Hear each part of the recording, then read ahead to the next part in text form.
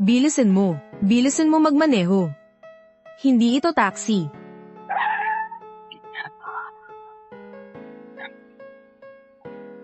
Bumaba ka na. Tulungan niyo ako.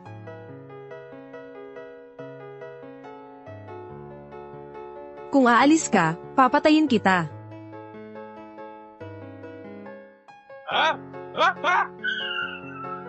Yan kailangan siya!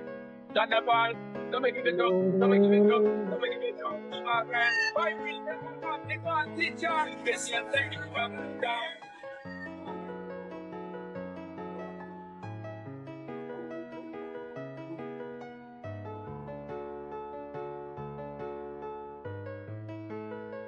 Gising. Ligtas ka na, bumaba ka na.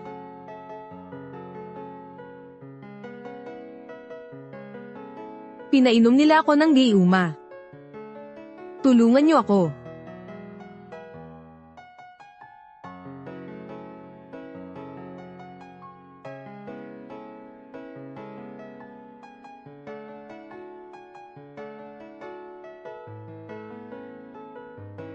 Hello, General. May problema. Sinasalakay ng isang grupo ng terorista ang hangganan. Bumalik ka na. Parating na ako.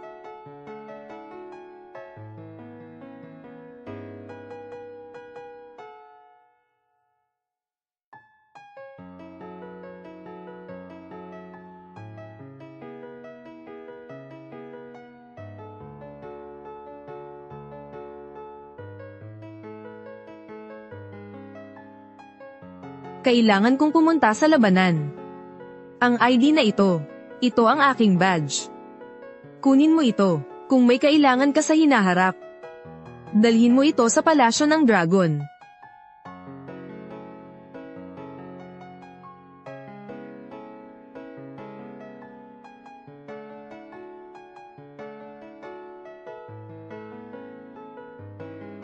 Inay.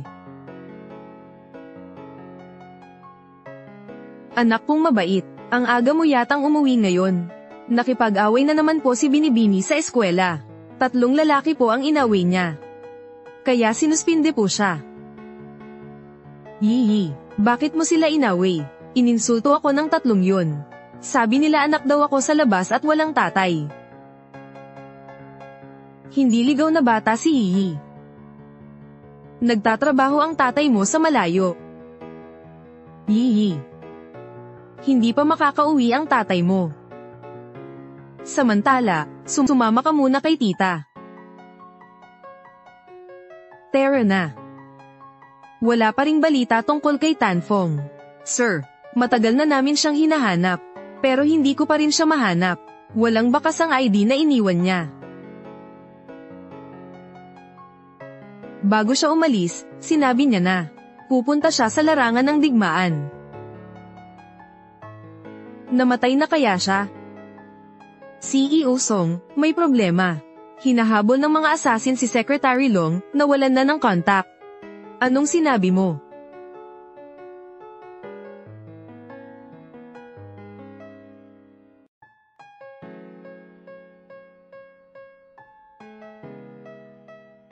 Tulungan niyo po ako. Dakpin siya. Bumaba kayo. Tara na, huminto kayo. Hindi ba kayo marunong gumalang sa batas? Hindi ka dapat nakikialam dito. Kung hindi, papatayin kita. Ang yabang mo. Ang angkan pala ng mga Chu. Ipatawag mo si Chulong dito. Kahit pa dumating siya, paluluhurin ko pa rin siya. Gusto mong makita si Young Master Chu? Dadalin kita sa impyerno.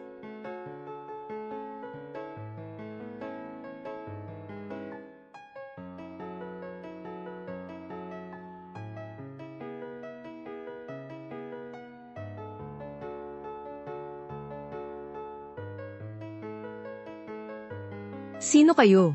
Kami ang angkan ng Chu. Kung lalabanan ninyo ako, mamamatay kayo. Maghintay kayo. Tatawagin ko ang batang Chu. Anong gusto mong gawin? Umalis ka. Bilisan mo.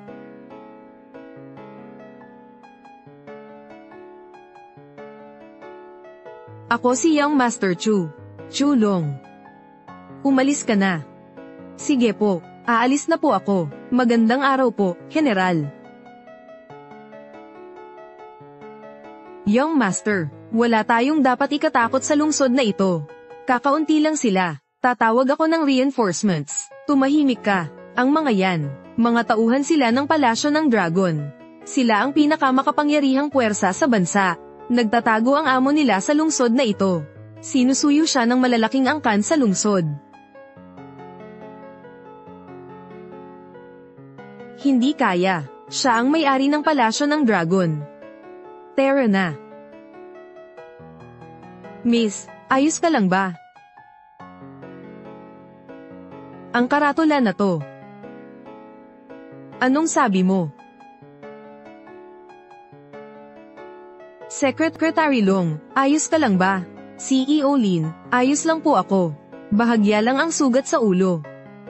Yang si Chulong, ang alam lang ay gumawa ng mga kaiyahiyang bagay. Tumakas siya. Kung hindi, pagsisisihan niya ang ginawa niya. Binibining Lin, patanjin nga ng ID na lagi mong dala. Para saan mo ba ito kailangan?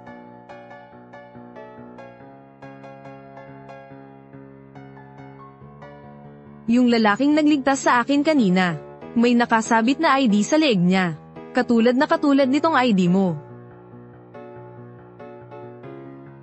Nasaan siya? Sa isang collier.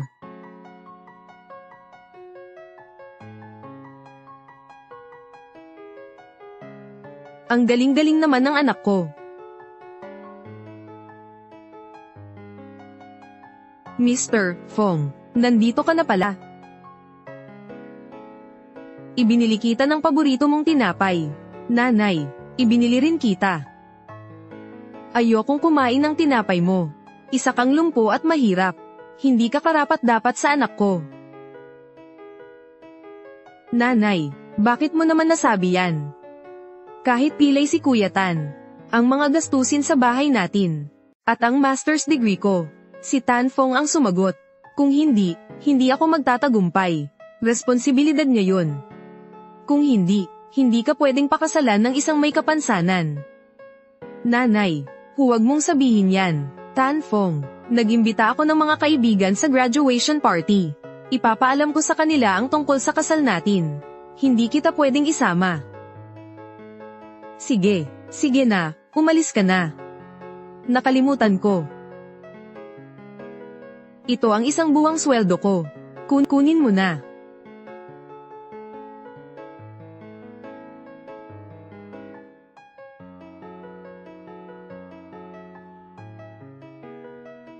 Bakit ang tagal kitang hinintay?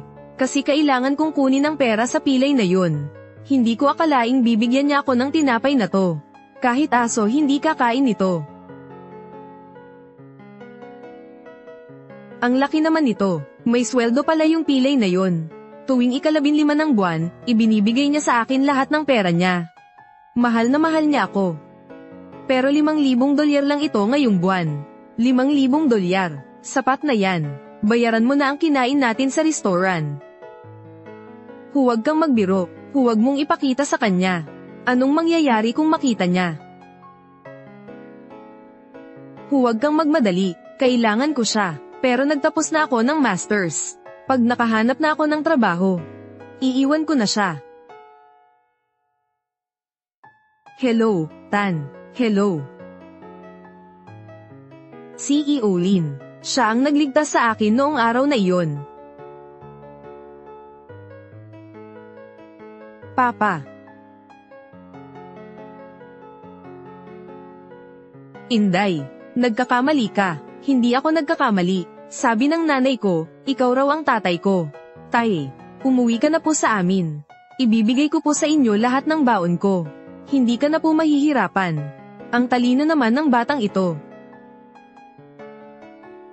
Ang batang ito. Nakakapagtaka siya. Mag-ingat. Yee. Okay ka lang ba? Okay lang siya. Pasensya na po kayo. Yee, huwag kang magsalita ng kung ano-ano. Pasensya na, nakaabala pa ang anak ko. Ayos lang. Binata, nakita kitang nakaupo sa Silla de Rudes. Nasaktan ba ang mga binti mo? Paralisado ang mga binti ko. 7 taon na ang nakalipas. Nasugatan ako dahil sa bomba noong nakikipaglaban. Pero hindi naman ako masyadong apektado. Larangan ng digmaan. Pupunta na ako sa larangan ng digmaan. Ito ang simbolo ko. Kunin mo ito, kung kailangan mo ng tulong. Dalhin mo ito sa palasyo ng dragon. Binata, naaalala mo pa ba ito? Anfong, sira ang gulong ng sasakyan na to. Naparito ako, kailangan kong magtrabaho.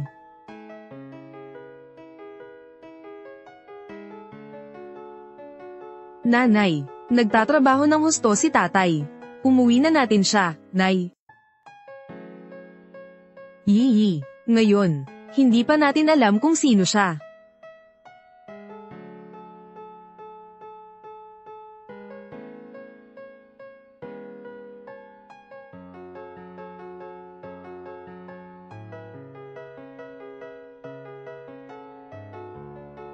Ang tato na to.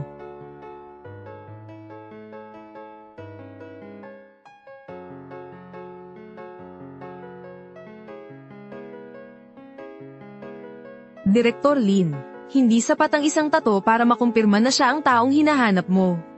Tsaka, sabi mo nga dati, noong gabing iyon, hindi mo naman talaga nakita kung ano ang tato niya, di ba? Alamin nyo, gusto ko lahat ng impormasyon tungkol sa kanya. Anong ginagawa mo? Bakit ka sumisigaw? Si Manager Yang to mula sa Lin Group. Dahil sa kanya, nakapasok sa trabaho ang anak ko sa Lin Group. Anong masama kung mag-imbita siya ng kahit sino para magkape? Nasa Lin Group si Zhao Rui. Tama, si Zhao Rui na ang head ng HR ngayon sa Lin Group. 1,000,000 kada taon. Qin Feng, dapat akong magpasalamat sa iyo. Sa lahat ng mga taon na ito, nakaupo ka sa wheelchair, inaalagaan si Zhao Rui. Kung hindi, wala sana siya sa kinalalagyan niya ngayon. Tignan mo nga ang dumi mo. Katatapos mo lang magayos ng kotse, no? Qin Feng, plano kong sabihin sa'yo sa kasal bukas. Gusto sana kitang sorpresahin. Hindi ko akalaing malalaman mo ngayon. Tignan mo, ito ang aking appointment letter. Kung wala ang tulong mo, hindi ko makakamtan ng ganitong magandang kinabukasan. Bukas, tiyak na magpapasalamat ako sa iyo para sa lahat. Mukhang nagkamali ako ng akala kay Zhao Rui. Mahal na mahal niya ako. Paano niya ako masasaktan? Tama, Qin Feng. Ngayong gabi, gusto kong sumama kay Yang Han. Para makilala ang mga bagong kasamahan. Pwede mo ba akong bigyan ng pera? Hindi ba binigyan kita ng 5,000 kahapon? Hindi pa sapat yon. Tsaka, malapit na akong maging executive na milyon-milyon ang kinikita kada taon. Ang ilang libong dolyar ay hindi man lang 2 araw na sweldo ko. Huli, may pera ka ba dyan? Pahiram naman. Zhao Rui, buong taon nang nagtatrabaho si Qin Feng, pero ni damit, di niya mabili para sa sarili. Wala ka bang alam sa pagtitipid? Sige po.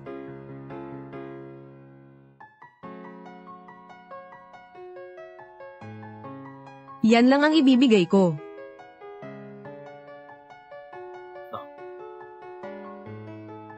Yan lang ba ang lahat? Tara na, Mingwei.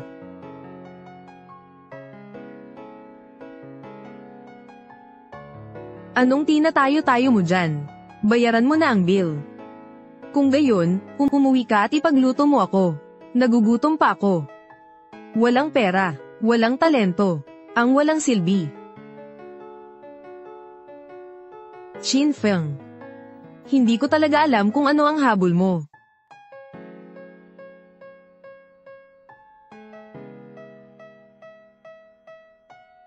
Ang tanga, 3 pangungusap lang, binigyan na naman niya ako ng $1,000. Bakit hindi mo na lang siya iniwan noon pa? Simula ngayon, pwede ka nang maging akin ng hayagan. Anong minamadali mo? Direktor na ako ngayon sa Lin Group. Kumikita ng 1,000,000 kada taon. Kung hihiwalayan ko siya ngayon, hindi niya matatanggap.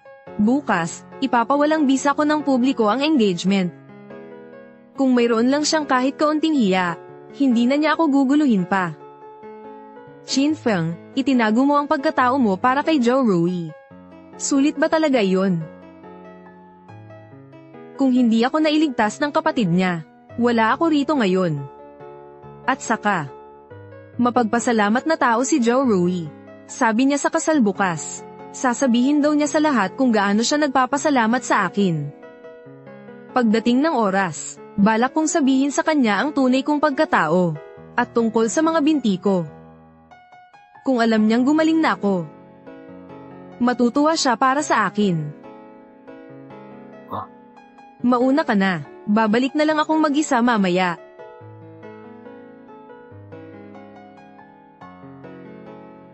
Binabati kita.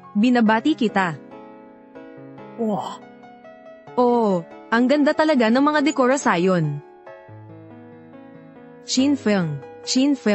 Hello, Chin Feng. Binabati kita. Maligayang kasal. Salamat. Maligayang kasal. Salamat. Nasa doon ang mga upuan ninyo. Sige, pupunta na kami. Tara na. Yi, lakad na.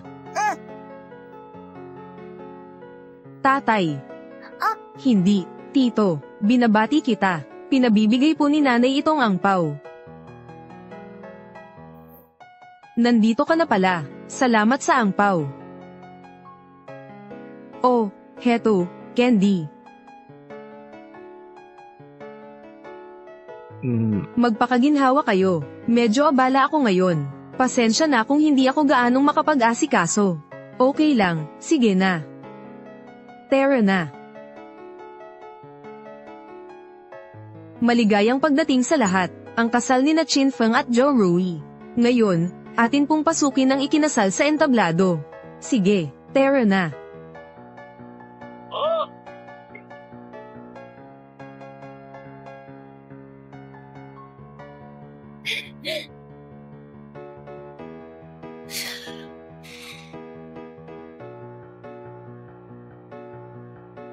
Zhou Rui, tulungan mo ako. Sa ano? Kung hindi makababa ang wheelchair, hindi ka ba pwedeng bumaba na lang? Hindi man lang makaakyat o makababa sa isang baitang. Kung ako ang tatanungin, hindi ka dapat mag-asawa. Ma, anong ibig mong sabihin? Hindi ba halata? Wala kang pera, wala kang estado sa buhay, at may kapansanan ka pa. Hindi ka karapat-dapat sa anak ko. Kung talagang mahal mo ang anak ko, huwag kang maging hadlang sa kanya. Sa lahat ng mga taon na ito, sinusuportahan ko kayo ni Zhou Rui. Hindi kita pinigilan kahit kailan. Paano ako naging pabigat ngayon? Sobrang-sobra na yan. Kung hindi sila sinuportahan ni Chin Feng, makakarating ba si Zhou Rui sa kinalalagyan niya ngayon? Tama, manugang pa rin niya si Chin Feng. Paano siya nakakakilos ng ganyan? Sobrang-sobra na talaga. Manugang. Pagkatapos ng araw na to, sinong nakakaalam kung magiging manugang pa ba siya? Ikaw. Sige na, Maria, huwag mo nang sabihin. Nagsimula na ang kasal. Chin Feng, umakyat na tayo sa entablado.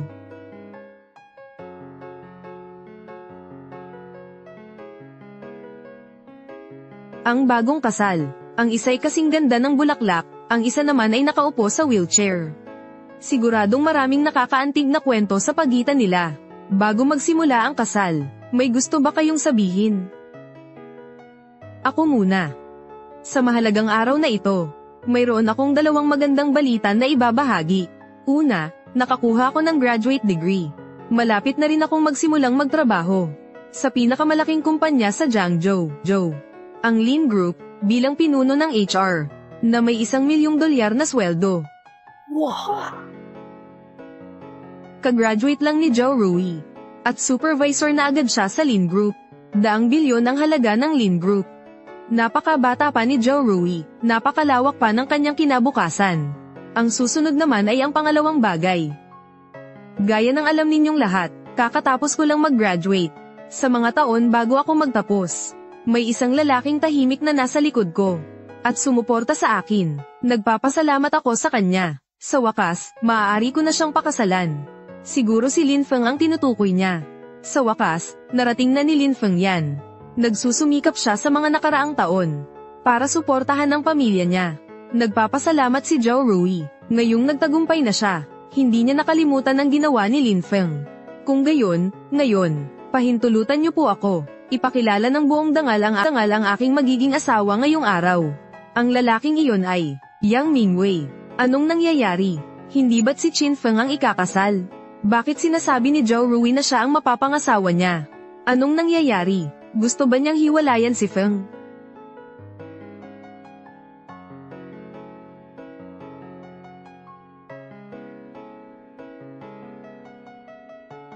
Zhao Rui, anong ibig mong sabihin dito? Lahat, pakiusap, hayaan ninyo akong ipakilala ng formal ang aking groom ngayon. Ang aking groom ay Yang Mingwei. Anong nangyayari? Hindi ba si Qin Feng ang groom? Bakit sinasabi ni Zhao Rui na ang taong iyon ay kanyang fiancé? Anong nangyayari? Gusto pa rin ba niyang paalisin si Kuya Feng?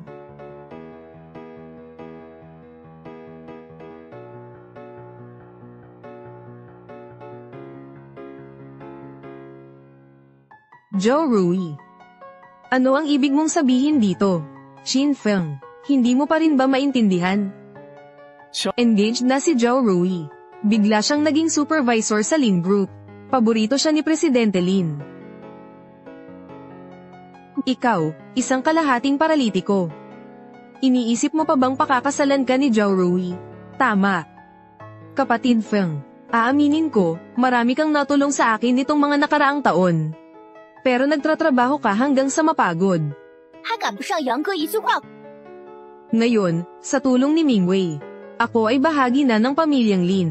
At ngayon ay isang manager na ako. Kaya, talaga akong humihingi ng paumanhin. Ang lalaking ikakasal ngayon ay si Kuya Yang lamang. Napakabastos. Pinalaki siya ni Qin Feng sa loob ng maraming taon, pero sinipa niya ito sa harap ng lahat. Pati nga itinaguyod ko siya bilang supervisor para kay Qin Feng. Talagang walang utang na loob. Nanay, naapi ba ang tatay ko? Hihi. Hindi pa rin tayo makakasiguro na siya ang iyong ama. Kailan magiging handa ang resulta ng pagsusuri sa pagiging ama? Dapat nandito na to agad. Akin na to. Zhao Rui, ako, si Qin Feng, ay palaging naniwala na wala akong ginawa upang ipagkanulo ka. Bakit mo ako ipinagkanulo? Tinutokso mo kung bakit. Qin Feng, kahit gaano ka pa kasipag, nananatili kang paralitiko. Pero ako ay iba. Ako ay bata, matagumpay, at nagkakahalaga ng higit sa 10 milyon. Ako lang, ang makakabigay ng mas magandang buhay kay Zhao Rui. Kaya, sabihin mo kung bakit. Tama iyon. Hindi ka nga karapat-dapat pang pamunas ng sapatos ni Mingwei. Ganyan din ang iniisip mo. Siyempre, walang halaga ba ang 7 taon nating magkasama? Dahil lang ayayos ako ng sasakyan at may kapansanan ang mga paa ko. Lahat ng pagsisikap ko nitong mga taon, wala bang halaga sa'yo? Ang mga pagsisikap mo, ay puro lang pag-asa mo. Qin Feng, mga tao, kailangang may kamalayan sa sarili. Si Mingwei ang manager ng Lin Group, at ikaw ay murang manggagawa lang sa ilalim ng lipunan. Bukod pa rito, hindi ka man lang tao. Isa ka lang kapansanan. Kapansanan ako. Kahit na ako'y paralitiko, nasa itaas pa rin ako ng lahat. Isa lang siyang manager sa Lin's Group. At akala niya ay maihahambing siya sa akin. Sapat na. Tigilan mo ang pag-aakala sa sarili mo. Hindi ka nakatataas sa lahat. Baka mas mataas pa ang katayuan mo kaysa kay Mingwei. Ang pagkakakilanlan ko, hindi ka karapat-dapat na malaman. Nangangahas ka pang magpanggap.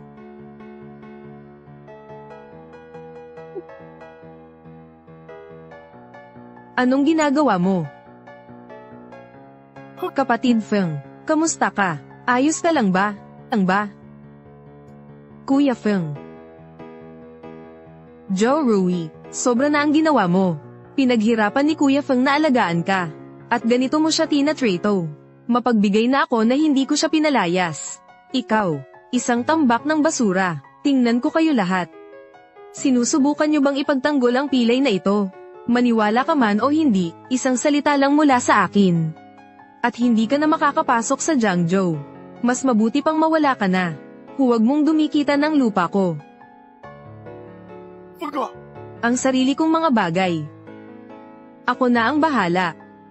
Ano pa ang dapat asikasuhin? Lin Feng, kung talagang nagmamalasakit ka sa akin, kaya't bilisan mo at umalis ka na dito. Huwag mong sirain ang aking kasal. Mag-save ka ng kaunting dignidad para sa sarili mo.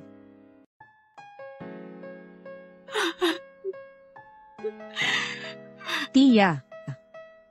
Joe Rui, kahit nawala na si Zhao Hu, makakaasa ka.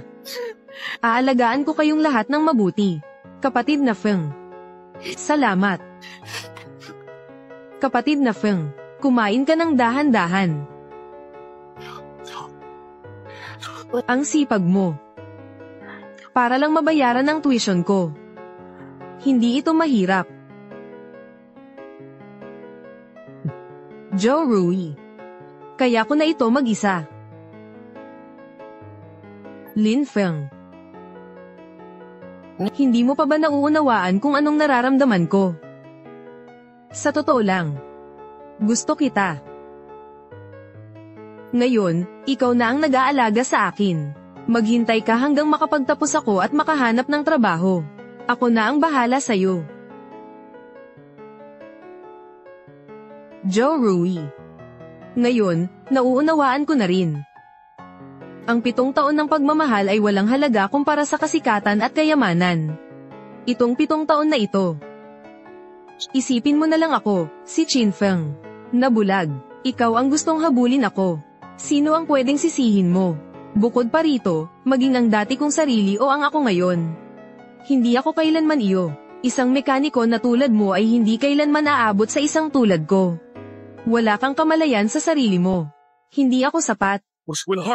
Isang babae na tulad mo, hindi ko man lang titigan. Paano mo nagawang magsalita sa akin ng ganyan? Sasabihin ko sa'yo, sa ngayon, ako ang manager ng Lin Group. Ako mismo ang in-promote ni Ginoong Lin. Walang kwentang gago ka. Paano mo nagawang hamakin ako? Zhao Hu, nakita mo ba yun? 7 taon ng tunay na pagmamahal. Pinagsaluhan ng isang sipa sa mukha. Sa loob ng 7 taon na ito. Wala akong pagsisisi sa kanya. Mula ngayon, para sa kanya. Wala na akong utang sa kanya. Huwag mong gamitin ang kapatid ko para lang makapuntos. Anong ginagawa mo? Ito lang ang alaala ni Zhao Hu. Alaala. Ano bang halaga nito? Wala siyang iniwan sa akin. Ang alaala na ito, para bang wala na lang. Ikaw. Sobra na ang pagiging di mapasalamat. Pero nang ahas pa siyang hamakin si Qin Feng. Nanay, bakit nila binubuli ang tatay ko?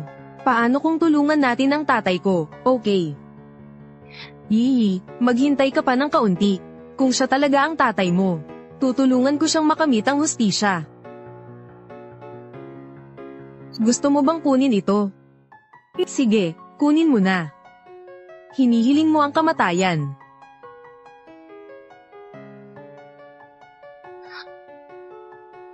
Ganito rin ang nameplate na ibinigay niya sa akin noon.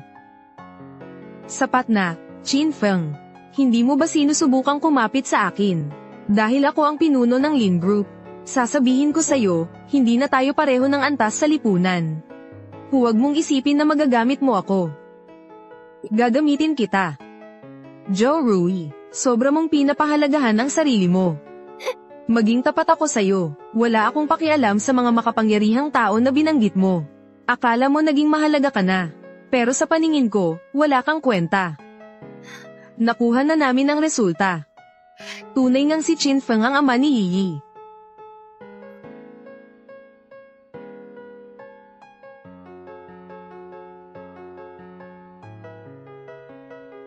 Nagsasawa ka ng magpanggap na bobo sa akin. Bakit hindi ko pa ito napansin dati? Walang hiya ka talaga. Huwag mong akalaing magpapadala ako sa gulo, magbabago ang isip ko. Ako, si Joe Rui, hindi kailanman sisuko sa isang mahirap tulad mo. At wala ring babae, nalilinggan pa sa isang pilay na tulad mo. Walang nakakita. Sinong nagsabing wala nang may gusto sa kanya?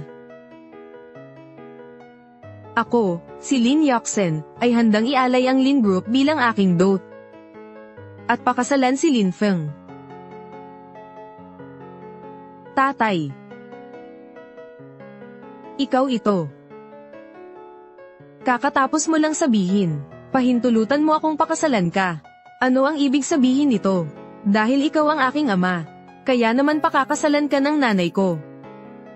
Mali ka, bata. Hindi siya nagkakamali. Ikaw talaga ang ama niya.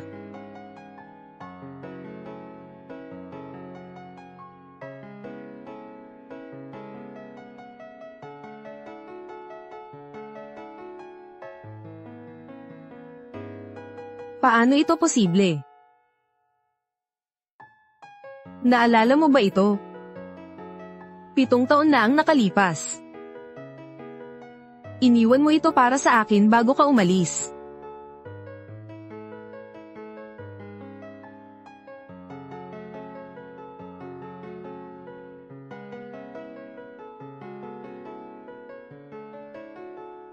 Papasok na ako sa mga linya ng unahan. Ang dog tag na ito. Ito ay simbolo ng aking pagkakakilanlan. Kunin mo ito, kung sakaling kailanganin mo ng kahit ano sa hinaharap. Maari mong gamitin ito para hanapin ako sa Dragon Palace.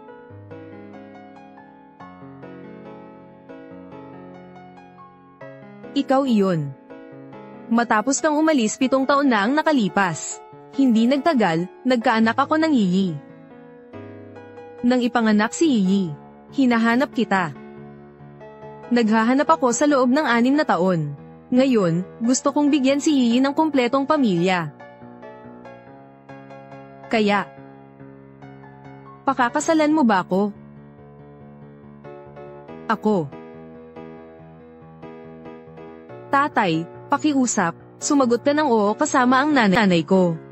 Kung handa kang pakasalan ng nanay ko, tiyak na tutulungan ka ng nanay mo na asikasuhin ang mga masamang tao na ito. Saan nanggaling ang batang ito?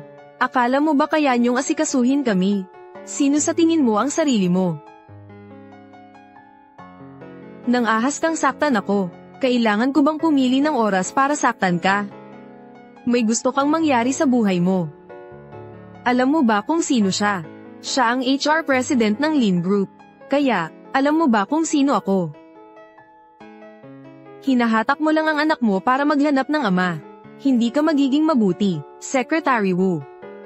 Sabihin mo sa kanila. Kung sino ako, talagang bulag ka. Nakatayo sa harap ninyo, ay ang presidente ng Lin Group. Presidente Lin Lizin, anong sinasabi mo?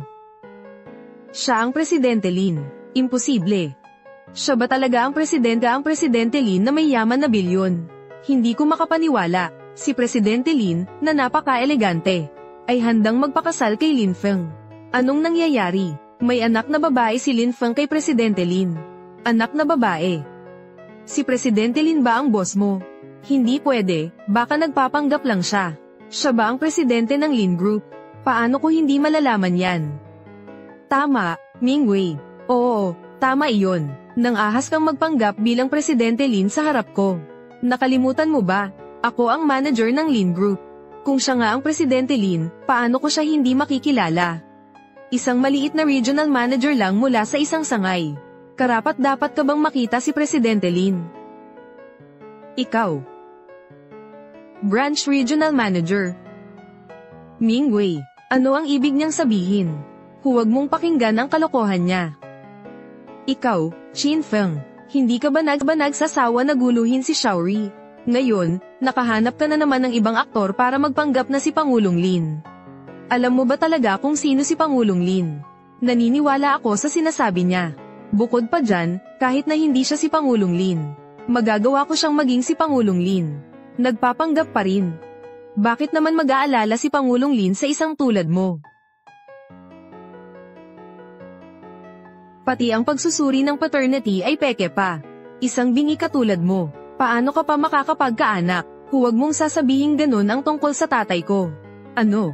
Hindi ba pwedeng sabihin ko man lang na isang talunan? Tama. At sinubukan mong magpanggap na ikaw ang presidente ng Lin Group.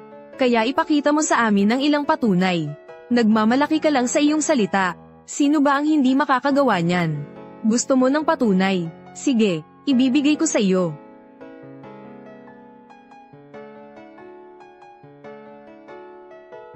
Sapat ba ang patunay na ito? O hindi sapat? Ang aking sulat ng pagtatalaga. Ang liham ng aking appointment. Paano mo ito nakuha? Sa simula, nakita ko si Chin Feng na likas na mabuti. Kaya itinaguyod kita bilang supervisor sa Lin Group. Ngunit nagdiwang ka ng masyado ng maaga. Walang bisa ang iyong liham ng appointment. Maaari bang talagang, ang presidente ng Lin Group ang babaeng ito? Kung hindi, paano siya magkakaroon ng liham ng appointment? Sakto lang sa kanya. Akala niya astig siya kasi nasa Lin Group siya. Tama, tinapon pa niya si Feng. Tingnan natin kung nakaka-excite pa rin siya ngayon. Mingwei. Anong gagawin natin ngayon? Bakit nagmamadali? Isang appointment letter lang naman yan. Marahil peke niya iyon. Bukod pa rito, ang presidente ng Lin Group, na nagkakahalaga ng daan-daang bilyon. Paano siya magiging interesado sa isang pilay? Itong babae, siguradong peke siya. Tama, anak, huwag kang magpapaloko sa kanya. Miss Lin, hindi mo kailangang ibaba ang sarili mo. At sayangin ang hininga mo para sa kanila. Sa loob ng 7 taon na ito, lahat ng mga utang. Sandali lang, aayusin ko ang lahat ng iyon. Nangangahas kang ayusin ang mga utang sa akin. Chin Feng, nakita na kitang totoo. Naghahanap ka ng taong magpapanggap bilang Presidente Lin. Para lang mapagtanto mong nagsisisi ka, di ba?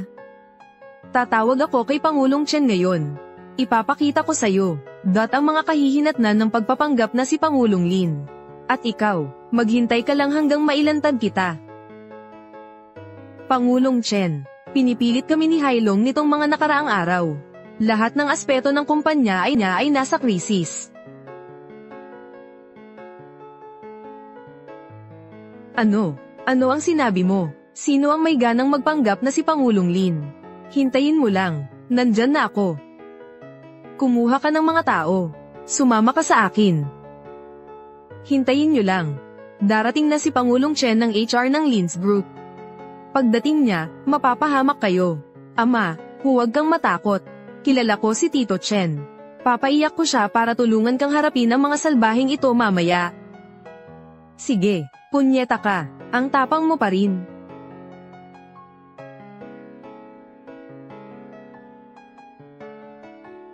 Chin Feng, paano mo nagawang hampasin ako? Hawakan mo pa ang anak ko. At nangangako akong papatayin kita. Peste ka, Chin Feng. Nagtatago ka pa rin ba na mabuting ama? Sige lang. Papalakihin kitang magwala ng kaunti pa. Pagdating ni Ginoong Chen, paano mo haharapin iyon? Pangulo Lin. Ito ang gusto mo. Chin Feng. Pirmahan mo ito. Ito ay. Sabi ko kanina, handa akong ialok ang Lin Group bilang aking dot para pakasalan ka. Tinutupad ko ang aking salita. Gagawin mo na naman ito. Hindi ka ba titigil? Ano? 30% ng mga bahagi ng Lin Group. Paano mo nakuha ang kasunduan sa bahagi ng Lin Group? Kasali ka ba? Chin Feng, hindi mo pa ako nasasagot. Pakakasalan mo ba ako? Kapatid Feng, sabihin mong oo sa kanya. Mas mabuti si Miss Lin kaysa sa walang utang na loob na iyon. Tama ka, Kuya Feng. Sabi mo na lang oo sa kanya. Hindi alintana ni Miss Lin na may kapansanan ako. Kukuha ako ng pinakamahusay na mga doktor. Gagalingin kita. Kahit hindi ko man kaya, ayos lang. Sa pinakamasama, ako at si Yi ang mag-aalaga sa iyo habang buhay. Kapag ako, si Lin Yoxen, ang pumipili ng lalaki, mas pinapahalagahan ko ang kanyang karakter. Naniniwala ako sa iyo. Karapat-dapat kang pagtaya ko ang buhay ko. Dahil hindi naman alintana ni Miss Lin, syempre gusto kitang pakasalan. Ang galing, sa wakas, may ama na si Yi. Sobra na, nagmamakaawa kang magpanggap sa harap ko. Alam mo ba, ang pagpeke ng appointment letter ay pwedeng magdala sa iyo sa kulungan. Tama iyon. Akala mo ba na pwede mong gamitin ito para patunayan na ikaw ang presidente ng Lin Group? Ako, si Lin Yoxen, hindi kailanman kailangang patunayan ng anuman. Ito ay isang regalo na ibinibigay ko kay Chin Feng. Bumabalik ng regalo, sa isang peking dokumento. Sino ang maniniwala sa iyong mga kasinungalingan? Gusto mo bang mamatay? Humihingi lang ako ng kamatayan. Ano ang magagawa mo sa akin?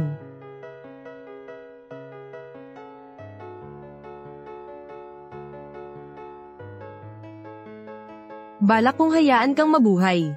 Para kay Chin Feng. Ngunit ngayon parang, hindi naman kailangan yan. Dalhin mo si Chendong dito ngayon. Ayokong makita silang muli. Addicted ka ba sa pagpapanggap? Akala mo nagpapanggap ako, malalaman mo rin agad, maganda. Ano ba ang ganda sa talunan na to? Pinagtatanggol mo pa siya, huwag kalimutan, pipi siya, kung talagang pakakasalan ko siya. Hindi ka ba natatakot na hindi kanya matutustusan pagkatapos ng kasal? Palagi kang nagsasabi ng mga bastos na bagay. Tama si Mingwei. Isang pipi na hindi kayang alagaan ang sarili, na pwedeng maupo lang sa wheelchair buong buhay niya. Chin Feng. Kung hindi ka na-paralyze, marahil hindi sana kita iniwan. Anong tawa mo? Tawa ako kasi na-paralyze ako. Kung hindi, mahirap akong makasama ang isang tulad mo. At saka, sino ang nagsabi sa iyo na nakadikit ako sa wheelchair na ito habang buhay? Sinasabi mo yan na parang makakatayo ka. Halika, tumayo ka at ipakita mo sa akin. Tiya, kung makakatayo siya. Hindi siya mauupo sa wheelchair buong araw. Nagpapagod sa pag-aayos ng mga sasakyan. Tama. Chin Feng, huwag mag-alala. Kapag nagsimula ng magtrabaho si Zhou Rui sa Lin Group, hihilingin niya na kumuha ka ng power wheelchair. Isipin mo ito bilang pasasalamat sa iyong 7 taon ng dedikasyon. Hindi ko ito kailangan. Dapat mo itong itago para sa sarili mo. Paano mo masabi yan? Ikaw, Chin Feng, may gusto kang mamatay. Tai Feng, palayain mo na siya. Mingwei. Sakit, ang kamay ko.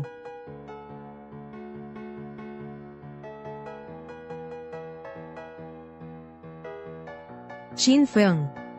Alam mo ba kung sino si Mingwei? Sa ganitong pagkakataon, sino ka para lumaban sa Min? Mamaya, sira ang 2 kamay ni Mingwei sa'yo. Mapapahiga ka na lang sa kama habang buhay. Sige. Sige, ipatawag mo siya. Gusto kong makita kung ano ang kaya niyang gawin.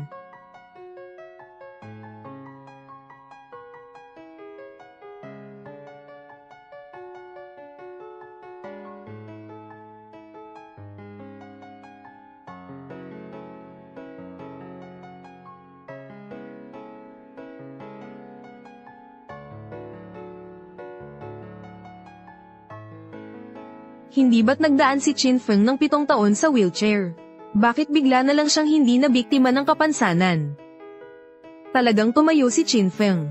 Chin Feng. Kailan gumaling ang mga binti mo? Chin Feng. Hindi ka ba biktima ng kapansanan? Gusto mo palang mapilay? Sige, pagbibigyan kita.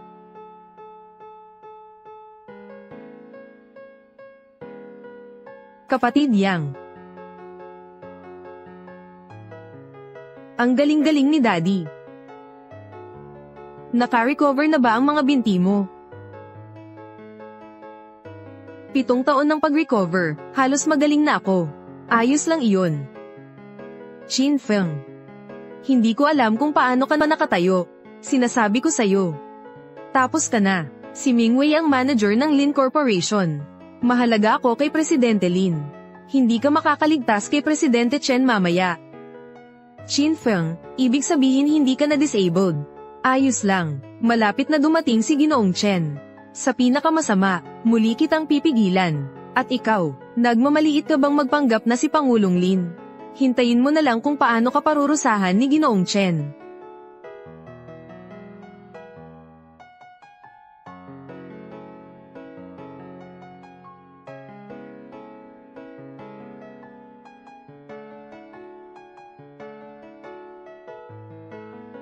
Nandito na si Ginoo Chen. Sino ang nagkukunwaring si Pangulong Lin? Si Ginoo Chen. Sa wakas, nandito ka na. May isang babae na nakagagambala sa kasal ko. Sinasabi pa niyang siya si Pangulong Lin. At walang hiya na sinasabi na ibibigay niya ang mga bahagi ng Lin Group. Tama. May dala rin siyang munting mahal.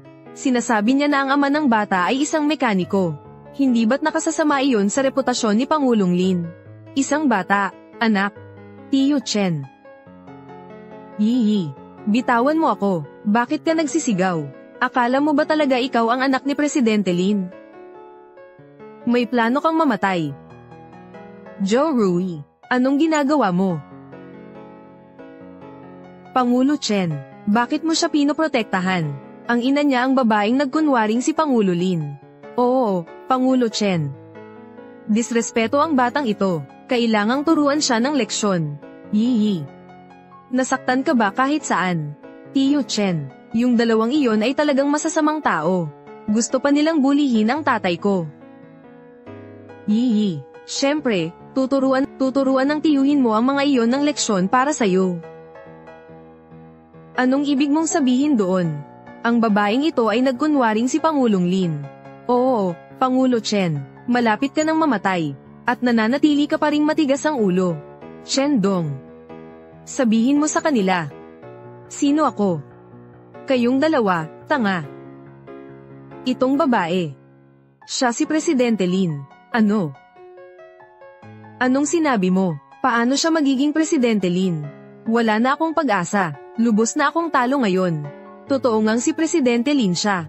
Huhulihin nila. Kung ano ang nakalaan sa kanila. Nagmamalaki sila kasi nagtatrabaho sila sa Lin Group. Tingnan mo sila ngayon. Nabigyan sila ng leksyon, hindi ba?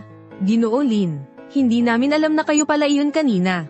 Patawarin niyo po kami. Bigyan niyo po kami ng isa pang pagkakataon. Oo, pakiusap. Oo, pakiusap. Si Chin Feng ay isang walang kwentang tamad.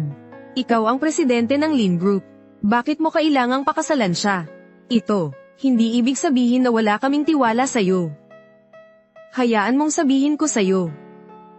Kahit gaano ka man nagmataas noon kay Chin Feng, ngayon, siya ay tao ni Lin Yaqzhen. Kung manggahas kang magsabi pa tungkol sa kanya, walang problema sa akin na ipaalis ka sa Jiangzhou.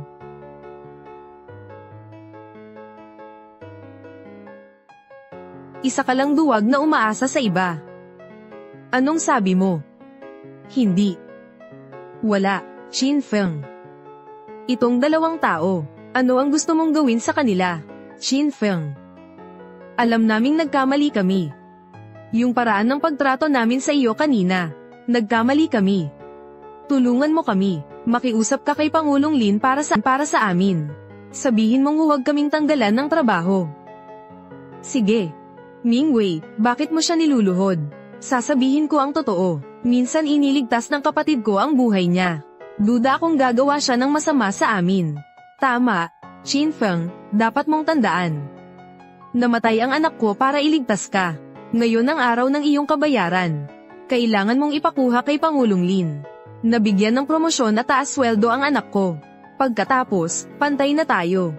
Mula noon, tapos na tayo. Ano, wala pa akong nakitang ganitong walang hiya. Tama iyon. Ibinuhos ni Chin Feng ang kanyang puso sa kanila sa lahat ng mga taon na ito. Pero kahit ngayon, nagdududa pa rin silang humingi ng hiling. Chin Feng, tahimik ka ba? Magiging isang walang utang na loob ka ba? Walang utang na loob. Sa 7 taon, wala akong nagawang masama sa'yo. Nasabi ko na, simula ngayon, wala na akong utang na loob sa'yo. Ano man ang mangyari ngayon, ano man ang iyong kapalaran, ikaw ang may gawa nito sa sarili mo. Palayain mo sila, ayokong makita silang muli. Shendong. Tanggalin mo silang dalawa. At huwag na silang kunin muli. At saka, palayasin sila sa Jiangzhou. Ayaw kong nandyan sila. Oo.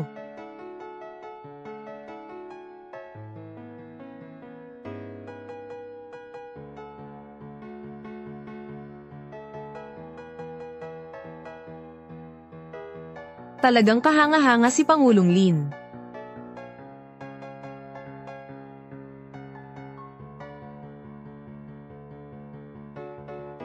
Isang pangungusap lang, palalayasin mo na ang mga tao sa Jiangzhou. Akala ng sino man, ikaw ang namamahala sa Jiangzhou. Zhou Hailong, anong ginagawa mo dito? Sa huli, ang 2 pamilya natin ay ang 2 dakilang pamilya sa Jiangzhou. Ikaw ay ikakasal ngayon. Isang malaking bagay, syempre kailangan kong pumunta. May dala akong malaking regalo para sa'yo. Ipasok mo, basagin mo para sa akin.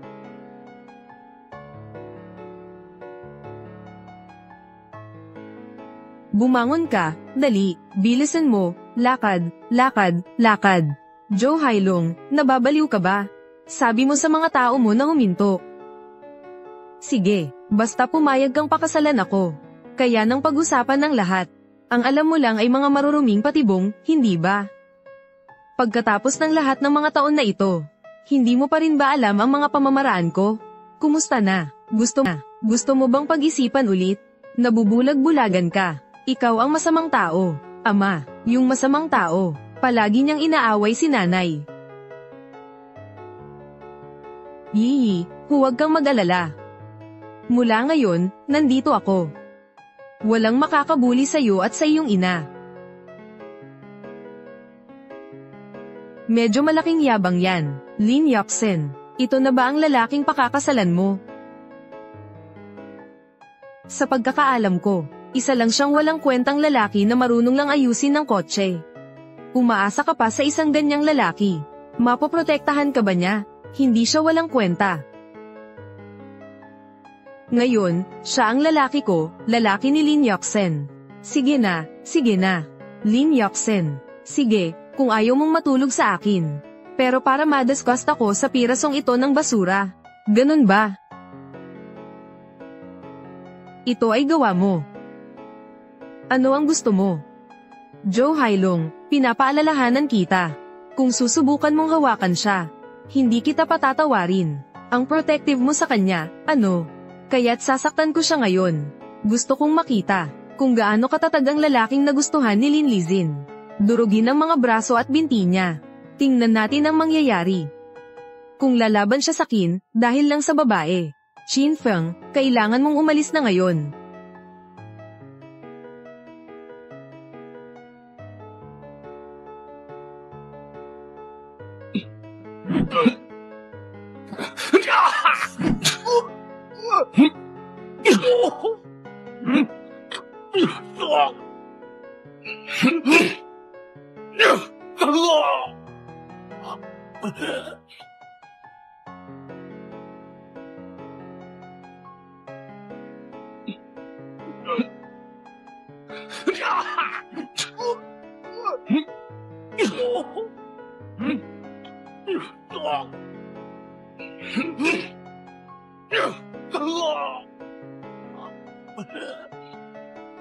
Ang galing talaga ng tatay ko. Diyos ko. Ang galing palang lumaban ni Qin Feng. Ang papangit naman ng mga to. Paano sila natalo ng isang mekaniko? Buti nga sa kanila at hindi nila kaya. Kung magkasala siya kay Zhou Hailong, kahit 10 buhay niya ay hindi sisipat. Maghintay na lang tayo at panoorin ang palabas. Batang paslit, inaamin ko, marunong kang lumaban. Pero huwag mong isipin na sapat na ito para kalabanin ng buong pamilya Joko. Sinadya mo yan. Gusto mo bang mamatay ang pamilya Zhou? Nagmamagaling ka pa rin, ano? Qin Feng, mukhang desidido kang mamatay ngayon. Zhou Hailong, tama na. Sinabi ko sa'yo. Kapag ginalaw mo siya ngayon, ang Lin Group namin, hindi ka patatawarin. Lin Lizin, hindi mo pa ba alam? Magbabago na ang ihip ng hangin sa Jiangzhou. Papasok na ang sala ng dragon sa Jiangzhou. Malapit na silang dumating sa aming pamilyang Zhou. Kung magkasundo ang pamilya namin at ang sala ng dragon, wala na kayong laban, Lin Corporation. Bakit naman makikipag-ugnayan ang sala ng dragon sa pamilyang Zhou? Zhou Hailong, talaga bang nakikipagtulungan sila sa inyo? Imbes na habulin ang pamilya Zhou, habulin. Qin Feng, bakit hindi mo sabihin? Gusto ng sala ng dragon na wasakin ang pamilya ko. Kung gusto mo, kaya kong gawing totoo yan. Qin Feng, huwag kang magsalita ng walang kabuluhan. Hindi natin kayang kalabanin ang sala ng dragon. Qin Feng, pinapatawa mo talaga ako. Alam mo ba kung ano ang sala ng dragon? Ang isang katulad mo, isang langgam. Siguro hindi man lang makakalapit sa pintuan ng sala ng dragon. At sinasabi mo pang sisirain nila ang angkan ko. Bakit hindi mo nalang sabihing ikaw ang Panginoon ng sala ng dragon? Paano kung sabihin ko? Ako ang Panginoon ng sala ng dragon. Nakalimutan mo na ba ang repair shop? Sa timog ng lungsod 2 araw na ang nakalipas. Ikaw, na batang amo ng pamilya Zhou. Paano ka napatalsik? Ang auto repair shop.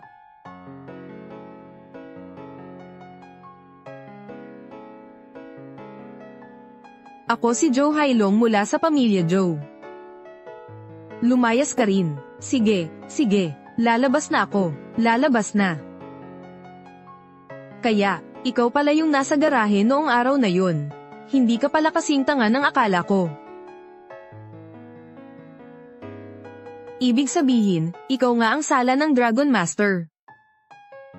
Ano sa tingin mo? Imposible, napakalaki ng impluwensya ng sala ng dragon. Ang sala ng Dragon Master. Nasa itaas siya ng lahat. Tong si Qin Feng, paano siya naging sala ng Dragon Master? Master Zhou, anong sala ng Dragon Master? Huwag kayong magpaloko sa kanya. Mekaniko lang siya, tumahimik ka. Sinasabi ko sa iyo ang totoo. Hindi mo siya kilala. Hindi ko siya kilala. 7 taon ko siyang nakasama. 7 taon siyang naka-wheelchair. 7 taon siyang nag-ayos ng mga kotse.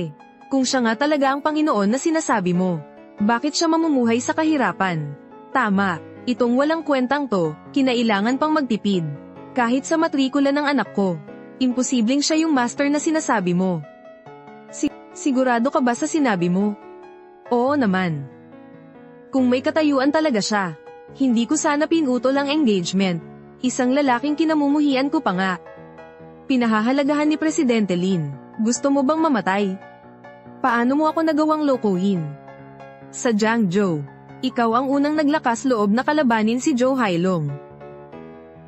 Kalabanin kita.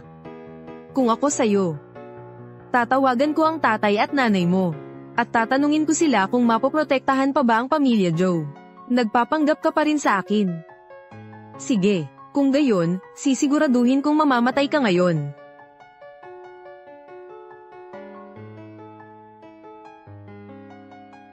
Binibining Qingluan, huwag kang mag-alala. Mamaya, tiyak na aayusin namin ang mga bagay-bagay. Yang batang yan, sisiguraduhin kong hindi na siya gagawa ng kalokohan. Tama. Tama, tama.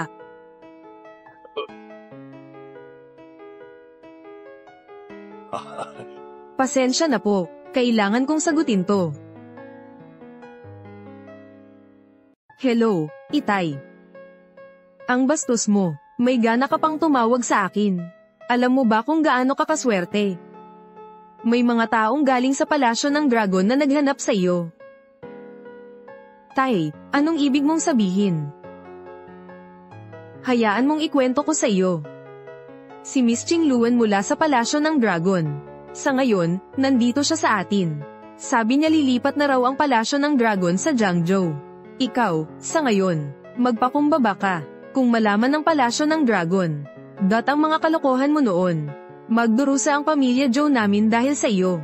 Ama, kaya pa ba ng pamilya natin na magkaroon ng koneksyon sa palasyo ng dragon? Kahit na magkaroon lang ng koneksyon. Ang pamilya Joe ay isang marangal na pamilya sa Jiangzhou. Kami dapat talaga ang pinakakwalipikado. Sana'y umangat tayo sa kapangyarihan sa tulong nila. Pero ngayon, muntik mo nang sirain ang lahat. Alam mo ba yun? Ibig sabihin ba nito, ang angkan natin ng mga Joe? May pagkakataon pa ring maging kaibigan ng palasyo ng dragon. Magpakabait ka na lang nitong mga huling araw. Hindi mo problema ang sala ng dragon.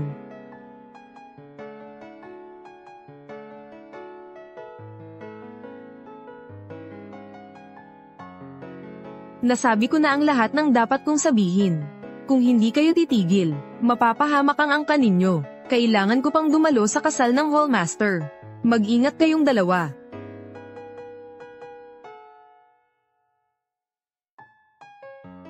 Nasaan yung batang si Joe Hailong? Sabi ng Master at Young Master. Parang papunta raw siya sa dadalo raw sa kasal ng isang tao ngayon. Tama. Marami siyang isinama. At may mga armas pa. Ang kumag na yon, nang ahas pa rin gumawa ng gulo. Ako na mismo ang pupunta doon.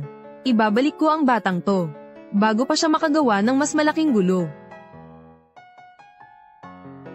Qin Feng, niloko mo na ako dati.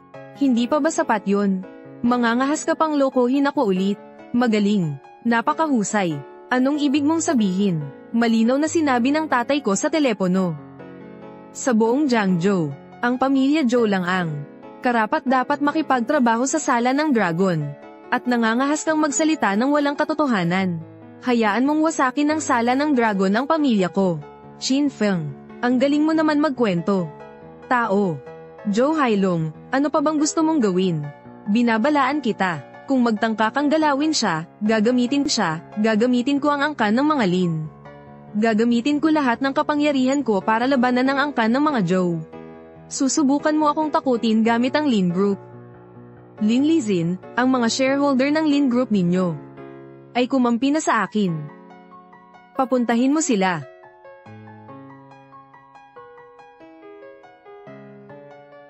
Direktor Leo, kayo, President Lin, pasensya na po talaga. Nagtratrabaho na po kami para kay Master Joe. Ano? Sino sila? Lahat sila ay shareholders ng Lin Group. Hawak nila ang mga sikreto ng Lin Group. Direktor Leo, may ginawa ba akong masama sa iyo? Bakit mo ako pinagtataksilan? Presidente Lin, hindi mo ba nakikita ang nangyayari? Dumating na ang sala ng dragon. At ang pamilya Joe ang una nilang kasosyo. Ipinipilit mong kalabanin si Young Master Joe. Patay na daan to. Tama. Hawak nila ang sala ng dragon. Sa hinaharap, siguradong sila ang magiging numero 1 pamilya. Hindi ka nag-iisip ng tama. Huwag mo kaming idamay sa'yo. Maghintay na lang tayo at manood. Kapag tapos na ang Lin Group, patay na ang walang kwentang si Qin Feng. Bagay lang sa kanya yan dahil nagmalaki siya. Lin Yoxin, nakikita mo ba? Kahit ang mga shareholder ng Lin Group mo, mga tauhan ko na ngayon. Sa tingin mo ba kaya mo akong kalabanin? Bibigyan kita ng isa pang pagkakataon. Isama mo ang Lin Group sa pamilya Joe ko. At maging babae ko. Siguro. Pag-iisipan ko pa. Nagpapantasiya ka. Kahit na mamatay pa ang lahat ng lalaki sa mundo, ako, si Lin Yoxin, hindi kita titingnan kahit isang beses. Sige. Kung yan ang gusto mo, huwag mo akong sisihin. Ngayon, ipapakita ko sa inyo ang tunay na kakayahan ni Joe Hailong. Mga Ginoo, pakiusap. Agad ninyong alisin ang Board of Directors ng Lin Corporation. Lin Yoxin, sinabi ko na sa iyo. Kung sumuko ka lang sana sa akin noon pa, wala sanang nangyari sa mga ito. Qin Feng, di ba ikaw ang sala ng Dragon Master? Bilisan mo, tulungan mo siya. May nangyaring masama, ipinag-utos ng board na i-freeze ang lahat ng pondo ng kumpanya. Kung magpapatuloy ito, mapaparalisa ang kumpanya. Ano? Lin Yoxin, lalamunin ko ang Lin Group. Kahit sinong Diyos, hindi sila may iligtas. Tutulungan mo ang nanay ko, ha? Sige. Huwag kang mag-alala, Yi. Tutulungan ko siyang lutasin ang problema. Huwag kang mag-alala. Kung pera lang ang problema, ako nang bahala. Qingluan. Nasaan ka? Master Qin, narito kami. Papasok na po. Huwag kang mag-alala, darating na ang mga tauhan ko. Malulutas agad ang lahat ng problema sa Lin Group. Diyos ko. Qin Feng, ang galing mong umarte, Miss Qingluan. Alam mo ba kung nasaan si Miss Qingluan ngayon? Nasa labas lang siya. Anong problema? Tanga, sabi lang ni Papa sa telepono. Nasa poder ng pamilya Zhou namin si Binibining Qingluan ngayon. Nagsisinungaling ka. Gamitin mo rin sana ang utak mo, ano? Lin Yaqzhen, kung umaasa ka lang sa mekanikong ito. Kung ganoon, maghintay na lang mamatay ang Lin Group ninyo. Kung madala niya si Binibining Qingluan dito ngayon, luluhod ako at magpupugay sa kanya mismo. Maaari kang magsimulang magpatira pa.